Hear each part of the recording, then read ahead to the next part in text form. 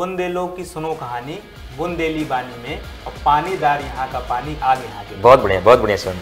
Civil सेवा में ये मेरा चौथा प्रयास था जी। पीसीएस में, और इसमें से मैंने 3 इंटरव्यू दिए हैं। तीन मेरा चौथा इंटरव्यू था। जी चौथा। इग्नोर करते हैं। लोग मानते हैं कि पीसीएस बनने का मतलब, आईएएस बनने का मतलब इतिहास भूगोल पढ़ना। हाँ।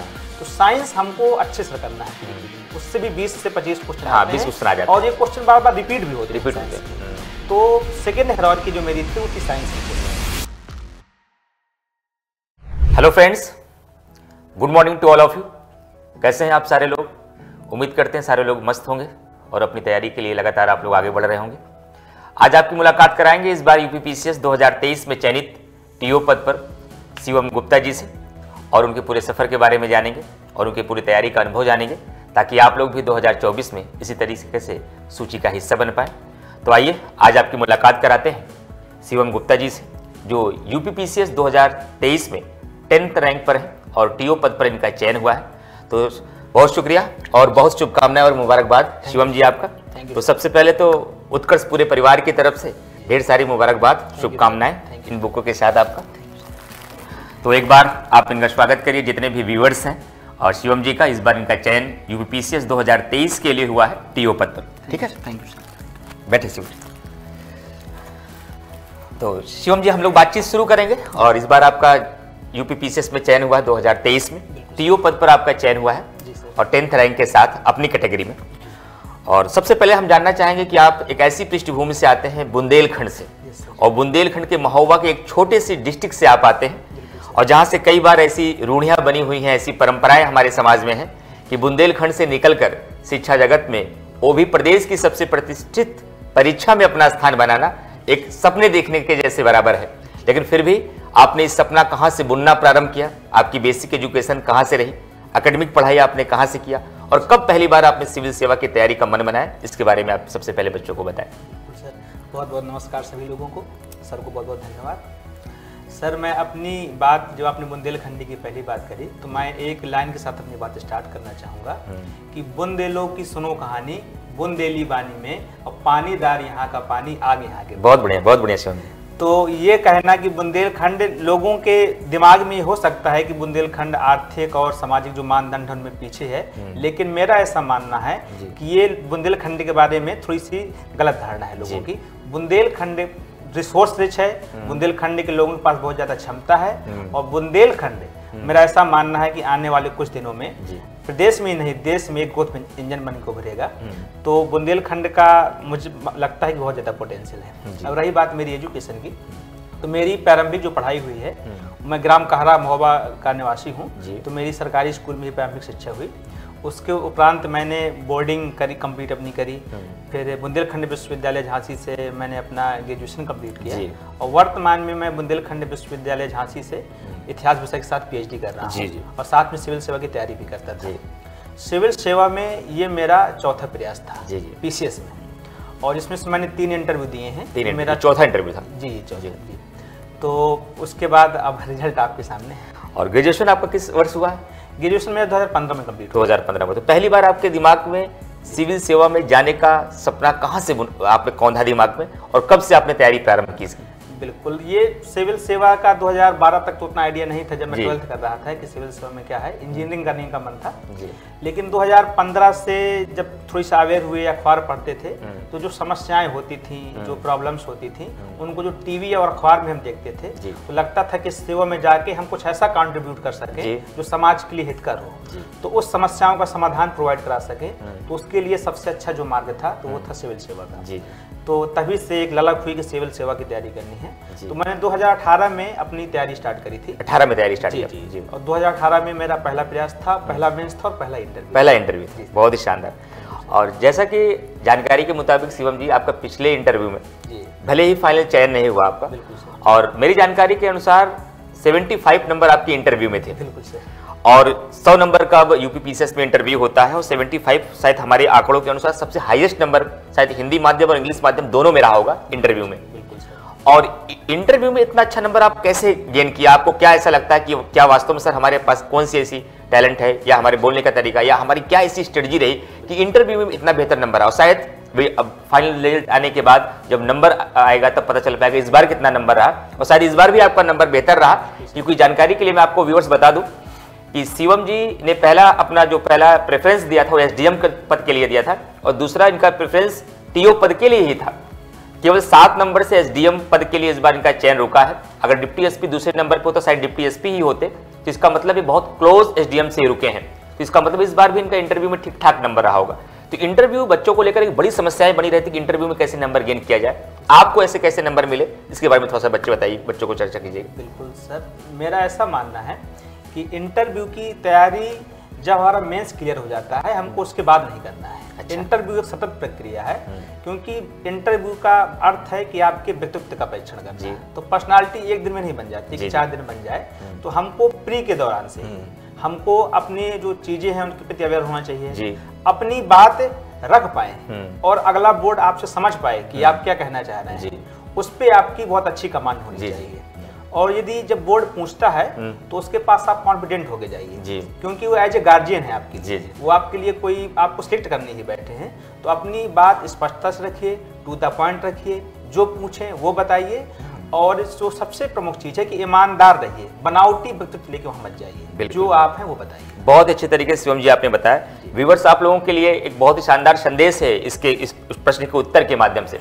हमेशा आप लोगों से कहा भी जाता है कि अभी जब तैयारी अपनी प्रारंभ करी, कई बार आपको लगता है प्री मेंस होने के बाद हम इंटरव्यू की तैयारी करते हैं। कई बार हम लोग कोई कोर्सेज लेके आते हैं, वहां पर भी जब बात होती है प्री मेंस इंटरव्यू की कंप्लीट तैयारी, तो बच्चे कई बार आप लोग को मानना होता है कि इंटरव्यू तो मेंस के बाद होगा, अभी कैसी तैयारी। लेकिन जैसा कि शिवम जी ने बताया, जिस दिन आप सिविल सेवा परीक्षा में तैयारी का मन बनाते हैं और पहली बार कक्षा में प्रवेश करते हैं, तो व्यक्तित्व का विकास केवल किताबों से नहीं, आपके व्यक्तित्व से होता है। उससे आपके उठने का तरीका, बैठने का तरीका, बोलने का तरीका, आई कांटेक्ट, जो आपका व्यवहार है। कई बार मैं कहता हूं इसीलिए सिविल सेवा की तैयारी में बाहरी सफाई के साथ, बाहरी ज्ञान के साथ आंतरिक सफाई बहुत जरूरी है, और वही आंतरिक सफाई आपके व्यक्तित्व का निर्माण करता है, जो एक सतत प्रक्रिया का परिणाम होता है, जिसकी वजह से आपने देखा कि शिवम जी ने पिछली बार भी 75 नंबर इंटरव्यू में गेन किया। और हम लोग हमेशा मॉक इंटरव्यू कराते हैं बच्चों को, और पिछली बार भी आप मॉक इंटरव्यू में थे, इस बार भी मॉक इंटरव्यू में थे। कई बार बच्चों को लगता है कि मॉक इंटरव्यू और जो हम लोग ओरिजिनल इंटरव्यू आयोग में देखते हैं उसके बीच लंबा गैप भी लगता है। हम लोग लगातार ये प्रयास करते हैं, अपनी टीम के पैनल के माध्यम से बात करना चाहते हैं कि मॉक इंटरव्यू ऐसा कराया जाए ताकि जब बच्चा जब जाए आयोग में तो मॉक इंटरव्यू उसको लगे कि ऐसा एक इंटरव्यू हम पहले दे चुके हैं, वैसा ही हो रहा है। क्या ऐसा क्या अनुभव रहा है उत्कर्ष के साथ, क्या अनुभव रहा आपका? जी, मैंने उत्कर्ष में पिछली साल जब मेरा इंटरव्यू था 2022 में, तब भी मैंने दिया था, और इस बार भी मैंने उत्कर्ष में मॉक इंटरव्यू दिया। तो मुझे जो उत्कर्ष के मॉक इंटरव्यू का जो पैनल था, मुझे ऐसा समझ में आया कि मैं आयोग में एक्चुअली 4 बार इंटरव्यू दे चुका हूँ। जी। तो मुझे ऐसा समझ में आया कि ये लगता है कि आयोग का जो मानक है उसके बिल्कुल अनुरूप लगा। वही माहौल, क्वेश्चन की जो प्रवृत्ति रही, उतने गहरे प्रश्न, और वैसे सपोर्टो पैनल। क्या मॉक इंटरव्यू में पीसीएस के एग्जाम में अभी भी तथ्यात्मक प्रश्न वहां पर पूछे जाते हैं? करंट अफेयर यूपी स्पेशल को लेकर, विशेषकर स्टेट स्पेशल की भागीदारी क्या रहती है, जहां से आप बिलोंग करते हैं, उन स्थानीय मुद्दों के बारे में आपसे चर्चाएं होती हैं या नहीं? बच्चों को कई बार ये सवाल होता है कि उनको अक्सर ये कहा जाता है कि आप इंटरव्यू में जाइए, यूपी स्पेशल देख के जाइए। कई बार उनको सलाह हम लोग भी देते हैं कि डिस्ट्रिक्ट स्पेशल भी देख के जाइए। बच्चों को लगता है डिस्ट्रिक्ट स्पेशल हम क्यों देख के जाएं? आपको क्या लगता है? बुंदेलखंड से थे, आपका पूरा इंटरव्यू किस क्षेत्र में रहा इस बार? बिल्कुल सर, ये जो आपने डिस्ट्रिक्ट की बात करी, तो इस बार का मेरा ऐसा सौभाग्य रहा है, कुछ भी आप कह लें कि इस बार मेरे इंटरव्यू में जो 4 मेंबर बैठे थे, तो मेरा एक भी क्वेश्चन मेरे डिस्ट्रिक्ट या मेरे बुंदेलखंड के बाहर नहीं था सर। पूरा मतलब कहने का मतलब ये है कि शिवम जी का पूरा इंटरव्यू आपका बुंदेलखंड के आसपास घूमता रहा। बिल्कुल। और आयोग ने इस बार क्या किया है, मैंने जो पिछले इंटरव्यू दिए, जो इस बार दिया, तो मेरा अपना अनुभव है कि आयोग ने अब तथ्यात्मक जो क्वेश्चन थे तो वो पूछने अब बहुत ज्यादा कम करते हैं। भले ही आपको असहज करने की स्थिति में तथ्यात्मक क्वेश्चन पूछते हैं, और स्वाभाविक सी बात है कि तथ्य सभी को नहीं आते होते हैं, तो आपको प्रेशर या मानसिक दबाव बनाने के लिए यदि आपसे बनता है तो बताइए, नहीं तो उसमें आपको रिलैक्स रहना है। और इस बार सिचुएशनल क्वेश्चन बहुत ज्यादा थे आयोग में कि आपको यदि ये पद मिल जाता है, जो प्रैक्टिकल है, प्रैक्टिकल वाले क्वेश्चन पूछे गए।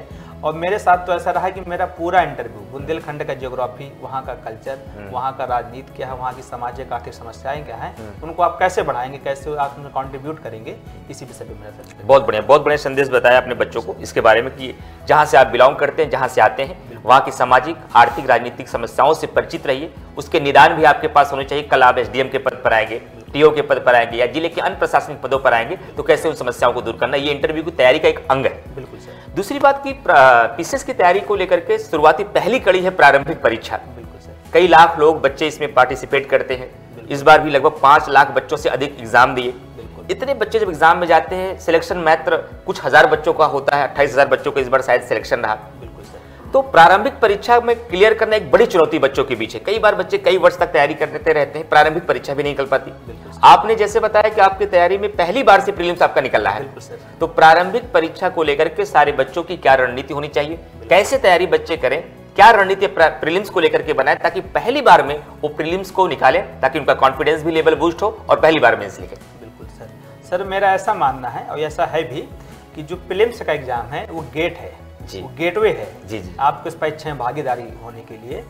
मुख्य परीक्षा का तो रोल है ही है, उसी सिलेक्शन होता है, लेकिन रिजेक्शन के लिए है। आप बाहर हो जाएंगे, यदि प्रीलिम्स क्वालिफाई नहीं हो पाएंगे तो आप मेंस दे ही नहीं पाएंगे। तो प्रीलिम्स की एक विशेष रणनीति बनानी चाहिए ताकि हम प्रीलिम्स बाहर ना हो। उसके लिए सब्जेक्ट की एक हायरार्की तय करना चाहिए, जो पूर्व के आए प्रश्न है उनके आधार पे कि हमको किस सब्जेक्ट में कितना टाइम देना है। उस हिसाब से जो मेरी पर्सनल रणनीति थी प्री की, तो ये थी कि मुझको करंट अफेयर्स पे विशेष फोकस करना है, क्योंकि उससे सीधा 25 से कभी 30 क्वेश्चन, कभी 35 क्वेश्चन तक आए हैं। तो करंट अफेयर्स पे आपका विशेष फोकस होना चाहिए। और दूसरा जो सब्जेक्ट है वो साइंस। लोग साइंस को इग्नोर करते हैं। लोग मानते हैं कि पीसीएस बनने का मतलब, आईएएस बनने का मतलब इतिहास भूगोल पढ़ना। तो साइंस हमको अच्छे से करना है प्री के लिए। उससे भी 20 से 25 क्वेश्चन आते हैं और ये क्वेश्चन बार बार रिपीट भी होते हैं। तो सेकेंड हायरार्की जो मेरी थी वो थी साइंस की क्वेश्चन। और पॉलिटी का क्वेश्चन आपसे गलत ही नहीं होना चाहिए, क्योंकि बार बार रिवाइज होते हैं, तो इन क्वेश्चन में आपसे गलती माफी नहीं है इस क्वेश्चन में। और ज्योग्राफी के मैप बेस्ड क्वेश्चन, इस समय जो ज्योग्राफी में क्वेश्चन पूछे जाते हैं, एनवायरनमेंट की भी भागीदारी बढ़ रही है। हाँ, एनवायरमेंट की भागीदारी बढ़ गई है, क्योंकि फॉरेस्ट का एग्जाम भी प्री में साथ में होता है, तो एनवायरमेंट की भागीदारी है। तो ज्योग्राफी, एनवायरमेंट का आप एक अपना अलग से सेक्शन बनाइए, और करंट अफेयर्स और साइंस का एक अलग सेक्शन बनाइए, और पॉलिटी और हिस्ट्री का एक अलग सेक्शन बनाइए। इस बेस पे आप तैयारी करें। तो कुल मिला के आप कहना ही चाह रहे हैं कि जैसे बच्चों का मुख्य ध्यान जो रहता है हिस्ट्री, ज्योग्राफी, पॉलिटी पर रहता है, लेकिन हिस्ट्री, ज्योग्राफी, पॉलिटी के साथ साथ बच्चों को उतना ही महत्व साइंस पर देना चाहिए ताकि बेहतर स्कोर हो पाए। लेकिन अंतिम सिलेक्शन के लिए करंट अफेयर की एक बड़ी भूमिका रही। करंट अफेयर में हमेशा प्रदर्शन आपका अच्छा रहा, तो करंट अफेयर के लिए आपने क्या किया, कैसे तैयारी की, और बच्चों के लिए कुछ बताइए उसके लिए संदेश। जी सर, मैं करंट अफेयर्स के मेरे जो 2 सोर्स थे जी, एक तो किताब सोर्स था, एक ऑनलाइन मेरा सोर्स था। यदि मैं किताब की बात करूं तो जो घटना चक्र की आई दृष्टि किताब आती है वो मैं पढ़ता था, और घटनासार, ये 2 किताबें मैं जो है पढ़ता था। उनको हाईलाइट करना है प्रॉपर, हमको 3 से 4 दिन में, फिर वो रिवाइज करते रहना है। तो साल भर करंट अफेयर्स वहां से कवर होता था। और ऑनलाइन का सर जो है, मैं आप कहीं से वीडियो देखता था उसका क्लासेज का सर, जो मॉर्निंग में 7 बजे आता है, तो उसकी सर विशेष भूमिका रही। उसमें यदि आप वीडियो देख लेते हैं तो आपको फिर 10 जगह से चीजें ढूंढने का सकता नहीं है, कई सारी चीजों का सागर में सागर एक जगह चीजें सर मिल जाती हैं, तो उसका सर बहुत ज्यादा योगदान। अच्छा, क्या यूपी पीसीएस के एग्जामिनेशन में जैसे एक मिथ्य के मात्र कई बारी बात होती है, चर्चाएं होती हैं कि फैक्चुअल इंफॉर्मेशन बहुत पीसीएस पूछता है, बीच में पीसीएस का पैटर्न यूपीएससी जैसे हुआ, कथन करण वाले क्वेश्चन आए, स्टेटमेंट वाले क्वेश्चन आए, कॉन्सेप्चुअल सवाल आए। क्या अभी भी पीसीएस के एग्जामिनेशन में 20 से 30% फैक्चुअल इंफॉर्मेशन की बातें रहती हैं? क्या फैक्चुअल इंफॉर्मेशन को दरकिनार करके प्रारंभिक परीक्षा में चयन कर पाना संभव है?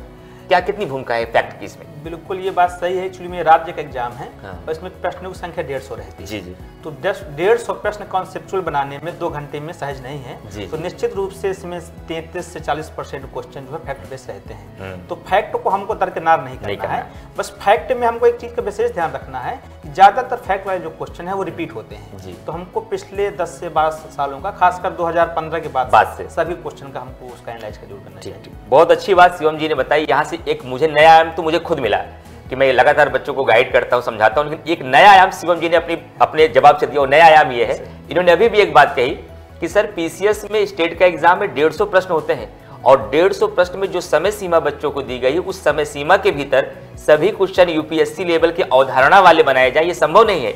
इसलिए आयोग कुछ न कुछ उसमें तथ्यात्मक प्रश्नों को डालता है। फिर उन्होंने उसका समाधान भी बताया कि तथ्यात्मक प्रश्नों को कवर करने के लिए एक बेहतर तरीका है कि प्रीवियस ईयर कम से कम 10 सालों के पेपर को अच्छे से करिए, जो फैक्चुअल चीजें कम से कम रिपीटेशन वाले क्वेश्चन गलत ना हो। इन रणनीति को अपनाकर प्रारंभिक परीक्षा में आसानी से भेजा जा सकता है। क्या अंतिम समय पे अपनी बहुत, क्योंकि पढ़ना और नॉलेज गेन करना एक अलग बात है, क्वेश्चन को टैकल करना अलग बात है, एग्जामिनेशन प्रेशर को झेलना और भी अलग बात है। ऐसे में क्या अंतिम समय पर जो बिगिनर बच्चे हैं उनको टेस्ट सीरीज के माध्यम से अपना आत्म मूल्यांकन और अपनी एक्यूरेसी करने के लिए कुछ अभ्यास करना चाहिए? टेस्ट सीरीज का कितना योगदान हो सकता है प्रारंभिक परीक्षा के लिए? मेरा सर इस बात में निश्चित रूप से मानना है कि टेस्ट सीरीज इस परीक्षा में अनिवार्य है। मैं यहाँ पे अनिवार्य शब्द का यूज कर रहा हूँ, टेस्ट सीरीज अनिवार्य है। मेंस के लिए भी, मेंस में आप बहुत अच्छा आंसर राइटिंग करिए। जो कि आप प्री की बात कर रहे हैं, तो प्री में भी निश्चित रूप से आप टेस्ट सीरीज जरूर ज्वाइन करिए।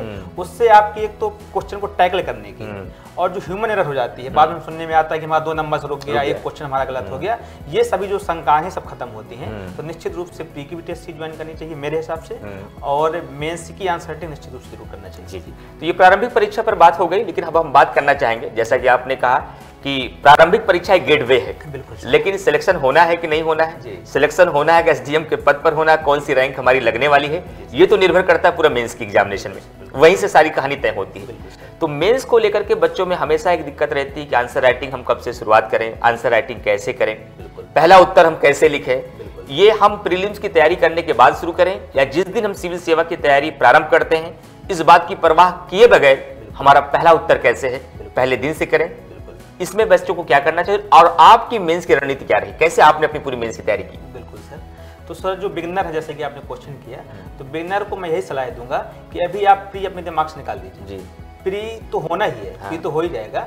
हमको शुरुआत में बहुत अच्छे से पूरा सिलेबस कवर करते हुए हमको मेंस की तैयारी करनी चाहिए। और ये आंसर राइटिंग कि हम कल से करेंगे हमसे अच्छा नहीं बनता है, तो जीवन में अच्छा नहीं सर बनना है। स्टार्ट जब हम करेंगे, प्रारंभ करेंगे, तो हमारा क्वेश्चन अलग होगा। और 90 दिन जब आप आंसर राइटिंग कर लेंगे, तो जब 90 दिन का आंसर चेक करेंगे और पहले दिन का आंसर चेक करेंगे, जमीन आसमान का अंतर मिलेगा आपको। तो मेरी सबसे ये जो भी तैयारी कर रहे हैं सिविल सेवा की, कि बिना आंसर राइटिंग की नहीं होगा। तो निश्चित रूप से आप आंसर राइटिंग करें और पहले दिन से ही करें। आप पढ़ते जाएं, थोड़ी बहुत लिखें, कुछ भी लिखें, जब आपका सिलेबस एक कंप्लीट हो, उसके 2-4 बैक के क्वेश्चन आप पढ़ डालें और लिखें जरूर, लिखने से ही होना है। तो सर आंसर राइटिंग बहुत ज़्यादा महत्वपूर्ण है। बहुत अच्छा बताया शिवम जी ने, जैसा कि बताया कि आंसर राइटिंग एक सतत प्रक्रिया है, धीरे धीरे लिखते लिखते बेहतर होता है। मैं भी आपसे कहता हूँ कि जब आप अपना पहला उत्तर लिखते हैं और 100 उत्तर जिस दिन पूरा होगा, तो पहला उत्तर अपने हाथों से आप खुद फाड़ देंगे कि हमें क्या लिखता था और आज क्या लिख रहा हूँ। और ये सबके साथ होता है, हर व्यक्ति, हर टॉपर पहला उत्तर ऐसे ही लिखता है जैसे आप लिखते हैं, लेकिन जरूरी है कि आप अपनी शुरुआत करें और पहले दिन से करें। एक बार मैं चर्चा करना चाहूंगा बुक लिस्ट को लेकर के, रिसोर्सेज को लेकर। मार्केट में इसमें सबसे ज्यादा प्रॉब्लम बच्चों के बीच है, क्योंकि रिसोर्सेज कम है इसलिए नहीं प्रॉब्लम है, रिसोर्सेज अधिक है। बुक्स हैं, क्लास नोट्स है, संस्थान के नोट्स हैं, प्रिंटिंग नोट्स है। ऐसे में रिसोर्सेज के लिए क्या रणनीति होनी चाहिए, रिसोर्सेज कैसा होना चाहिए, किस विषय के लिए क्या होना चाहिए, और आपके रिसोर्सेज क्या थे, जो थे एकदम ओरिजिनल बच्चों के साथ बातचीत करिए, ताकि उससे बच्चों को एक बेहतर संदेश मिल पाए और वही बच्चे भी अपनाएं। तो जैसा कि सर आपने बताया कि रिसोर्स से किस समय बाजार में मारामारी है, तो हमको अपने रिसोर्स सीमित रखने हैं जी। रिसोर्स सीमित हों और उन रिसोर्स को बार बार दोहराया जाए जी। तो मेरा जो बुक लिस्ट थी, तो मैं जैसे कि सभी का जो टॉपर्स की बुक लिस्ट होती है, सेम लगभग वही मेरी भी थी। जैसे कि पॉलिटी के लिए लक्ष्मीकांत में पढ़ा, लेकिन फिर लक्ष्मीकांत के अलावा दूसरी मैंने पॉलिटी किताब नहीं पढ़ी। ठीक। और जैसे बिपिन चंद्रा मॉडर्न के लिए, और स्पेक्ट्रम भी सर मैंने मॉडर्न इंडिया के लिए पढ़ी। और जो जैसे फर्स्ट पेपर में जीएस के हिस्ट्री का पार्ट है, तो मॉडर्न मैंने यहाँ से कंप्लीट किया। जो विश्व इतिहास का पार्ट है, तो वो मैंने उनके अखिल मूर्ति सर के उससे बुक्स से मैंने पढ़ा जी। और सोसाइटी के लिए मैंने कुछ नोट्स मार्केट से लिए थे, उसको मैंने देखा। तो मेरा जो मेंस के लिए लोगों को सलाह है कि प्रत्येक पेपर वाइज और प्रत्येक पेपर में प्रत्येक टॉपिक वाइज हमको शॉर्ट नोट्स बना लेने चाहिए, जो लास्ट के समय बहुत काम आते हैं। जैसे हम इतिहास के बना लें, ज्योग्राफी के बना लें, हम प्रॉपर तरीके से उनके जब शॉर्ट नोट्स बना लेते हैं 20-20, 15-15 पेज के, तो उन्हीं को बार बार रिवाइज करते रहते हैं। तो वो लाइन्स, वो फैक्ट्स, वो पॉइंट्स हमारे दिमाग में फीड हो जाते हैं। तो उनको बार बार रिवाइज करते रहना चाहिए और उसी आधार पे मेंस की आंसर करना। बहुत बढ़िया, बहुत बढ़िया। एक बात मैं शिवम जी आपसे ये करना चाहूंगा, कई बार हम लोग अक्सर बच्चों से बातचीत करते हैं, टॉपर्स भी बच्चों के साथ आकर बात करते हैं, लेकिन मेरा एक मानना है एक बहुत बड़ा गैप रह गया और बच्चे भी उस पर विचार नहीं करते। मैं चाहता हूँ इस प्रश्न के माध्यम से कुछ ऐसा उत्तर आप बच्चों को बताएं जिससे बच्चों का भी दिमाग वहां जाए। हम लोगों ने भी बात किया, अक्सर हम लोग बात करते भी हमारी बातचीत केवल history, geography, polity, economy, current affair, science तक सिमट कर रह जाती है। लेकिन मेंस की परीक्षा जहां से हमारी रैंक तय होती है, उस परीक्षा के लिए नंबर में एक स्कोरिंग पार्ट है हमारे, इससे 200 नंबर का, एक हिंदी पार्ट है 200 नंबर का, छोटे छोटे सेगमेंट है जिसमें नाम आता है इंडियन सोसाइटी, इंटरनल सिक्योरिटी और सोशल जस्टिस, डिजास्टर मैनेजमेंट। ये छोटे छोटे सेगमेंट है बिल्कुल, लेकिन इसमें से भी कुल मिलाकर अगर देखा जाए 200 नंबर की हिंदी, 200 नंबर की एसे, और कम से कम 100 नंबर से क्या लगभग 200 नंबर सब मिला दें अगर हम Indian society, social justice, disaster management और इंटरनल सिक्योरिटी, तो ये 200 नंबर है। ये 600 नंबर का मेंस का पेपर कई बार बच्चों का दिमाग इस पे रहता ही नहीं, इसको बिल्कुल साइड में करके अंतिम समय पर देखते हैं। बिल्कुल सर। और जैसा कि पिछली बार मेंस की मैंने आपके आंसर की भी देखी थी, लास्ट में जब फाइनल रिजल्ट का नंबर आया था आपने दिखाया भी था, उसमें आपकी हिंदी में मेरी जानकारी के अनुसार 107 नंबर थे। बिल्कुल सही, 107 नंबर। इससे में 98 नंबर थे आपके, तो इन दोनों में आपके अच्छे नंबर रहे। कई बार बच्चे ध्यान नहीं देते, शायद यही बड़ी वजह रही कि हर बार आपने इंटरव्यू दिया और इस बार थोड़ा और बेहतर हुआ तो आपका फाइनल सिलेक्शन भी हुआ। तो हम चाहते हैं बच्चों को बताएं कि हिंदी की कितनी महत्व है मेंस के एग्जामिनेशन में, समान हिंदी, इससे के लिए कैसे करें, इससे में कैसे नंबर बढ़ाएं, और ये छोटे छोटे सेगमेंट पे जिसको ध्यान ही नहीं दिया जाता है, सिलेबस बहुत छोटा है, इन सारे छोटे छोटे सेगमेंट के सिलेबस बहुत छोटे हैं, इन सब पर कैसे काम किया जाए ताकि इन 600 नंबर में बेहतर स्कोर बच्चे कर पाए, जहां पर बच्चों का दिमाग जाता ही नहीं। और आपने क्या किया इसको जरूर बताइएगा। बिल्कुल सर, ये सर आपने बहुत इंपॉर्टेंट बात कही है कि जो हम छोटे छोटे पॉइंट हमारे हैं, जैसे जीएस में आपने सोसाइटी की बात की और उसमें गवर्नेंस की बात की, डिजास्टर मैनेजमेंट, इंटरनल सिक्योरिटी, ये बहुत इंपॉर्टेंट टॉपिक है और इनको लोग इग्नोर कर देते हैं। तो हमको इन्हें इग्नोर नहीं करना है, इनका यूज हम केवल जीएस के पेपरों में नहीं करते हैं, इनका प्रयोग हम निबंध में करते हैं, इंटरव्यू में करते हैं, अपने व्यक्तित्व के विकास में करते हैं। तो इन पे मेरी जो पर्सनल रणनीति क्या थी कि मैंने इन्हें सभी जो ये 4 चीज मैंने बताई, इनके मैंने एक पर्सनल नोट बनाए थे और सभी के मैंने बहुत ज्यादा डीप पढ़ाई नहीं की इनमें। मैंने क्या किया कि मैंने 20-20 क्वेश्चन के फॉर्मेट बनाए सभी में, कि जो पूर्व में आए हुए क्वेश्चन हैं और क्या संभावित क्वेश्चन हो सकते हैं, तो सभी के मैंने 20-20 क्वेश्चन के फॉर्मेट बनाए और उनके मैंने अपने हाथ से कई रिसोर्सेज लेके उनके मैंने मॉडल उत्तर लिखे। तो मेरे पास इंटरनल सिक्योरिटी के 20 क्वेश्चन हो गए, डिजास्टर मैनेजमेंट के मेरे पास 20 क्वेश्चन हो गए, गवर्नेंस के मेरे पास 20 क्वेश्चन हो गए, मेरे पास कुल 60 क्वेश्चन है। उन्हीं 60 क्वेश्चन को आप इतने अच्छे से मैनेज करके लिख सकते हैं कि आप कई 4 चीजें अच्छे से कवर हो सकती है। तो इनको हमको शुरू से, ये हमारे मजबूत पॉइंट होना चाहिए, जो लोगों के कमजोर पॉइंट है वो आपका मजबूत पॉइंट होना चाहिए, यही आपको सिलेक्शन दिलाता है। और समान हिंदी में क्या रणनीति, 107 नंबर कैसे गिन के आप? बिल्कुल सर, तो समान हिंदी तो सर कहते हैं कि ये रैंक दिलाता है। हिंदी सर रैंक दिलाता है। यदि आपको रैंक लेना है तो हिंदी पे जरूर फोकस करें। तो इसके लिए जो मेरी विशेष रणनीति रही इसमें कि जो हिंदी में 2 पोर्शन है, जो ग्रामर वाला पोर्शन है, तो ग्रामर वाले पोर्शन मैं कहता हूँ ये मैथ का पेपर है। जैसे हम मैथ में 2 नंबर का क्वेश्चन सही करते 2 नंबर मिल जाता है, ऐसे ग्रामर वाले क्वेश्चन में हमको मैथ जैसे नंबर मिलते हैं। तो जो 70 नंबर का जो ग्रामर का पोर्शन है, इसको हमको बहुत अच्छे से सटीक तैयारी करनी चाहिए ताकि इसमें हम अच्छे नंबर ला सकें। और जो डिस्क्रिप्टिव है, जिसमें भावार्थ लिखना होता है, लेटर राइटिंग लिखनी होती है, उसको हमको मेंस के बाद से, जब प्री निकाल लें तो प्री के बाद से हमको इसकी जो है प्रैक्टिस करनी चाहिए, ये हो जाएगा। और रही बात निबंध की सर, तो निबंध की सर मेरे सिलेक्शन में विशेष भूमिका रही और जो मैंने पिछले इंटरव्यू दी उसमें भी निबंध की बहुत भूमिका रही। मुझको निबंध में हमेशा अच्छे मार्क्स आते रहे हैं, कभी 95, 98, एक बार 100 नंबर भी आए थे जी। तो निबंध की बहुत अच्छी भूमिका है। तो निबंध का जो मेरा नजरिया है कि निबंध प्रवाहमय होना चाहिए, भाषा का प्रवाह होना चाहिए, भाषा का प्रवाह होना चाहिए कि बहता हुआ चला जाए। तो इसमें लोग पूछते हैं कि हम कैसे लिखें, तो मुझे आचार्य महावीर प्रसाद द्विवेदी की एक लाइन याद है कि वो कहा करते थे कि जो आप सोचा करिए वो बोला भी करिए, और जो आप बोला करिए वही लिखा ही करिए। बहुत शानदार बात कही। तो मुझे उनकी ये बात मुझे अच्छी लगती है। तो जो मैं सोचता हूँ, जो मैं बोलता हूँ, वही भाषा में लिख देता हूँ। तो इससे भाषा का प्रवाह वहां रहता है। और निबंध में जो सबसे इंपॉर्टेंट चीज है कि आयाम, जो जितनी भी निबंध में आयाम है, चाहे उसका सामाजिक आयाम हो, अलग अलग डायमेंशन है उसके, बिल्कुल, चाहे पर्यावरण आयाम हो या कोई दार्शनिक पक्ष है, उन सभी चीजों को समाहित करना चाहिए और अच्छे से प्रस्तावना को और उपसंहार को मैच कराते हुए अच्छे से कंक्लूड होना चाहिए, नंबर आ जाएगा। बहुत बढ़िया, बहुत अच्छे तरीके से बताया। एक बात का आप लोगों को व्यूअर्स जरूर ध्यान रखना है कि जैसे कि बताया कि छोटे छोटे सेगमेंट के लिए पहला काम प्रीवियस ईयर का क्वेश्चन, फिर उसी पर आधारित संभावित प्रश्न, ये 4 सेगमेंट की बात शिवम जी ने की है। लेकिन हम आपको अपनी तरफ से ये बताना चाह रहे हैं कि जो पूरा का पूरा मेंस का सिलेबस है, पहला काम मेंस में आप करिए 18 से लेकर 23 तक जितने मेंस के क्वेश्चन हुए उसकी तैयारी आपके पास पूरी होनी चाहिए। और सिलेबस में जो लिखा गया शब्द है उसी प्रीवियस ईयर क्वेश्चन के आधार पर संभावित प्रश्नों की एक सूची बना लीजिए।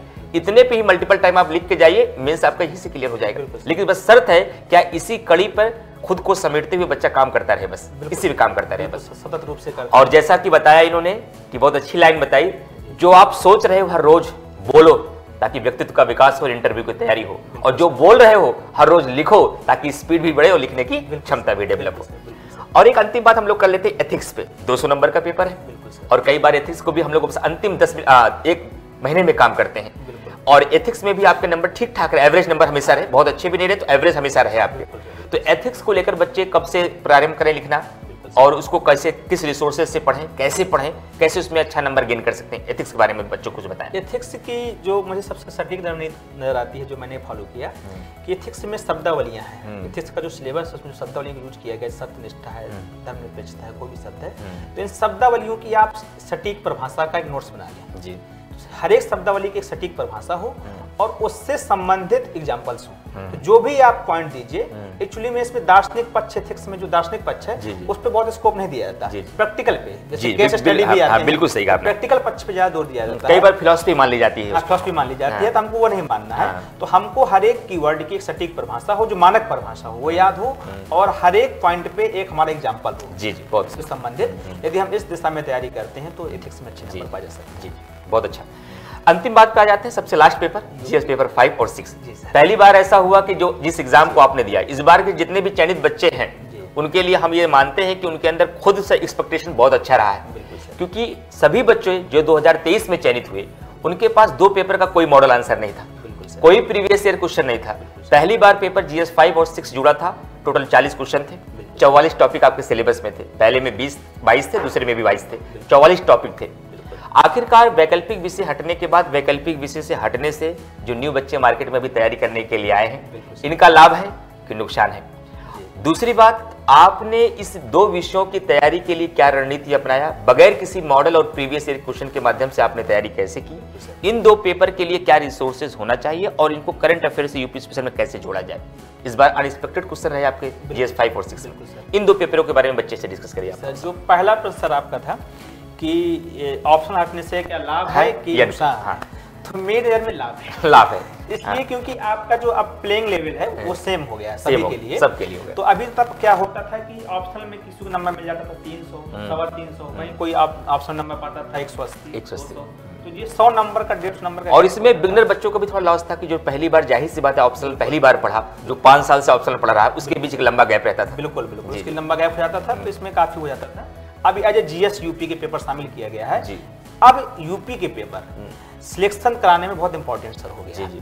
तो अभी तक तो इसके लिए कोई रिसोर्स बहुत ज्यादा अवेलेबल नहीं था जब इस बार हम लोगों ने परीक्षा दी, लेकिन जो मेरे रिसोर्स रहे कि मार्कवर्ड से मैंने कुछ नोट्स उठाए, जैसे राकेश सरस्वती की बुक उठाई और एक आध नोट्स मैंने उठाए, और मैंने इसमें जो विशेष मेरा योगदान रहा कि जो सूचना विभाग है उत्तर प्रदेश का, वो एक बुक जारी करता है। अच्छा। हाँ, तो सूचना विभाग की मेरे एक मित्र थे लखनऊ में, तो मैंने पूरी प्रॉपर बुक मंगा ली थी जी।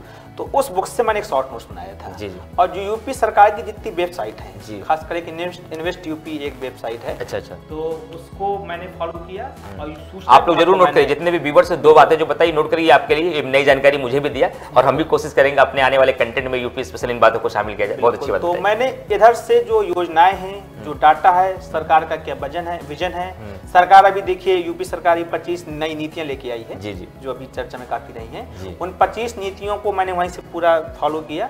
तो यदि आपको यूपी की तैयारी करना है तो यूपी की जितनी विभागीय योजनाएं हैं, जानकारी है, वेबसाइट है, उनको जरूर फॉलो करते रहिए और उनका एक प्रॉपर नोट्स बनाइए। वो आप हर समय नहीं पढ़ पाएंगे, इसलिए उनको देखते रहिए और नोट्स बनाते रहिए। उनको आप प्रॉपर 2 भागों में बांट के नोट्स बना लीजिए, उसको आप रिवाइज करते रहिए और आंसर राइटिंग करते रहिए। जी, बहुत बढ़िया। जैसा कि इन्होंने जीएस पेपर 5 और 6 के लिए बताया, यही रणनीति आप भी अपनाइए और करंट अफेयर से अपडेट रहिए, जीएस पेपर 5, 6 को भी बेहतर कर सकते हैं। एक बात ये करना चाहेंगे शिवम जी, जैसा कि मुझे जानकारी के अकॉर्डिंग आपके पिताजी भी एक वरिष्ठ समाज सेवी रहे और सामाजिक कार्य करते हुए भी उन्होंने आपकी तैयारी को साधा आपका सपोर्ट करते रहे। उनकी पिताजी की आपकी क्या, वैसे भी किसी भी बच्चे के सिलेक्शन में पेरेंट्स और उसके टीचर्स बहुत बड़ा रोल होता है, तो आपके इस सिलेक्शन में आपके पिताजी की क्या भूमिका रही, एक समाज सेवी रहते हुए उन्होंने कैसे आपको प्रमोट किया? और मुझे एक बात को ये भी समझना है, आखिरकार आपने एसडीएम के बाद दूसरा प्रेफर जो आपने टीओ को दिया, आखिर क्या इसके पीछे आपकी सोच थी? डिप्टी एसपी को नहीं दिया, फिजिकली रूप से आपकी हाइट भी इतनी थी कि डिप्टी एसपी का आप सेकंड पे रख सकते थे, उसके पीछे क्या थी? जी सर, तो सर जो पहला क्वेश्चन है गुरुजनों का और मेरे परिवार का, मेरे माता पिता का, भाई बहनों का और आप सभी लोगों का सिलेक्शन में बहुत ज़्यादा योगदान रहा। और जो पिताजी मेरे समाज सेवी हैं, समाज के लिए काम करते हैं, तो मेरे लिए एज ए आइडल है, मेरे लिए वो मेरे व्यक्तित्व में उनका विकास में बहुत ज़्यादा योगदान रहा कि वो हमेशा कहते भी हैं कि हमको सेवा का अर्थ ही है कि हम निस्वार्थ भाव से करें, जिसमें कोई स्वार्थ न छिपा हो, दूसरों का हित हो। तो ये उनकी लाइन मुझे हमेशा जो है मोटिवेशन करती रही है कि वो जब संगठन में नहीं है, किसी संस्था से नहीं जुड़े, जब वो इतना कर सकते हैं तो मैं किसी संगठन संस्था में जाके कोई पद पाके मैं समाज के लिए कितना कंट्रीब्यूट कर सकता हूँ। तो ये मुझे हमेशा उनसे बहुत ज़्यादा इस चीज़ के लेकर मोटिवेशन मिलता रहा। तो उनका बहुत ज़्यादा सपोर्ट, बहुत अच्छा लगा। और सभी लोगों को ऐसे ही पिता का, परिवार का सपोर्ट मिलता रहे और जिससे हर व्यक्ति को एक मोटिवेशन मिले।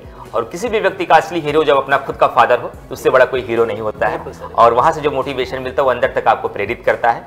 एक अंतिम बात से अपना इंटरव्यू हम लोग समाप्त करेंगे, और अंतिम बात यह है कि आज हम लोग जहाँ बैठे हैं यहाँ से 45 दिन बाद फिर एक और परीक्षा है, जिसके लिए लाखों प्रतिस्पर्धी आपको देख भी रहे हैं, आपके इंटरव्यू को सुन भी रहे हैं। मैं चाहता हूं कि इस इंटरव्यू का एक मोटिव ये हो कि एक ऐसा संदेश लेकर सब बच्चे यहां से जाएं कि इस हम लोगों के सेशन से बच्चों को कुछ ऐसा गाइडेंस मिले जिससे उनकी रणनीति में कुछ बदलाव आए, और शायद अगर 100 बच्चे भी इस सेशन से अगर उनको प्रीलिम्स क्वालिफाई हो पाए तो हम लोग का ये सफल एक सेशन जाएगा। तो मैं चाहता हूं कि आप अपनी व्यक्तिगत रणनीति बताएं कि जो आगामी हमारे सब न्यू कमर के जो बच्चे हैं जो लगातार प्रीलिम्स दे रहे हैं, किसी कारणवश से पिछली बार नहीं हुआ, आगामी 50 दिनों की बच्चों की रणनीति क्या होना चाहिए, क्या करें और क्या ना करें, ना करने पर जरूर भी बल दीजिएगा, और क्या करते रहें ताकि आसानी के साथ प्रारंभिक परीक्षा में सफल होकर अंतिम बार वो भी सूची में आए।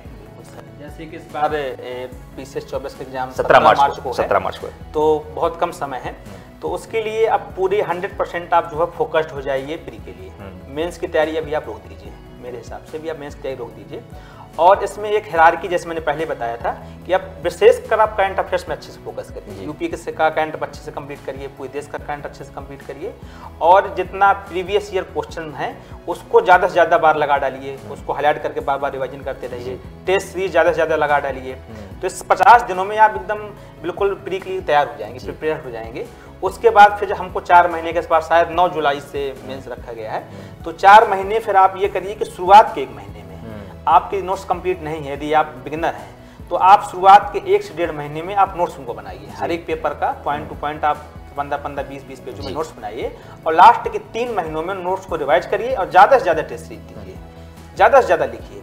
और लिखने में हमको एक विशेष बात फोकस करनी है लिखने में कि क्वेश्चन में जो पूछा जाए वही लिखें, अनावश्यक कोई चीज़ न लिखें, और टू द पॉइंट सटीक लिखें। अब 125 शब्द 2 शब्द क्वेश्चन होते हैं तो उसमें पॉइंट वाइज सटीक लिखें, और जितना भी लिखें तो डाटा भी उसमें इनपुट डालें, फिगर भी बनाएं, ताकि आपकी बात प्रमाणित हो, एग्जाम्पल्स भी दें। यदि आप कोई बात कह रहे हैं तो हवा हवाई ना हो, प्रमाणित हो। और इस समय आयोग भी बड़े अच्छे से कॉपी चेक कर रहा है, तो आपको निश्चित रूप से नंबर मिलेगा। और ये मोटिवेशन वाली बात मैं सिविल के अभ्यर्थियों से कहूँगा कि सिविल सेवा की जो तैयारी है वो थोड़ी सी अन्य एग्जाम के कंपेयर में एक लंबी प्रक्रिया है। एक्चुअली में एक ब्रॉड सिलेबस है, तो एक लंबी प्रक्रिया है। तो इसमें 4 चीज़ें जो मुझको लगती हैं जो सिविल सेवा के लिए अब जरूरी होती हैं कि एक तो नंबर 1 सकारात्मक सोच बनाए रखें, पॉजिटिविटी जरूर होनी चाहिए। और दूसरी जो है कि आपके पास प्रबल इच्छा हो, आपको पद पाने के लिए आपके पास एक प्रबल इच्छा हो। और तीसरी जो सबसे इम्पोर्टेंट चीज़ है इसमें कि असीम धैर्य हो। जैसे कि मैं 1 बार 2 बार 4 बार, कई लोग जो मेरे साथी हैं जो इंटरव्यू दिए बार सफल हुए, तो नंबर तीसरी असीम धैर्य बनाए रखें। जब ये आपके पास तीनों चीज़ें होंगी तो चौथी चीज़ आपको करना है कड़ी मेहनत। जब कड़ी मेहनत आप करेंगे तो निश्चित है कि जो आपका संकल्प है, संकल्प से जरूर सिद्धि होगी। अभ्यास करते ना, अभ्यास से परमार्जन होगा। और गांधी जी की एक बात है, मैं उससे अपनी बात कंक्लूड करूंगा, खत्म करूंगा। मैं इसको अपने डेस्क के सामने चिपकाए भी रहता हूँ कि वो पहले आप पर ध्यान नहीं देंगे, और फिर वो आप पर हंसेंगे, और फिर वो आपसे लड़ेंगे, और तब आप जीत जाएंगे। बिल्कुल सही, बहुत अच्छी बात आपने कही सीएम जी, बहुत ही शानदार बात कही। जैसा कि मैं कहता भी हूँ, सीएम जी ने भी इसी बात को दोहराया है। सिर्फ 2 चीज, एक चीज निरंतरता, परसेवरेंस का होना जरूरी है, दूसरा धैर्य होना जरूरी है। और धैर्य और परसेवरेंस के साथ साथ अगर आपके पास हार्ड वर्क है, दुनिया की कोई ताकत ऐसी नहीं है जो आपको हरा पाए।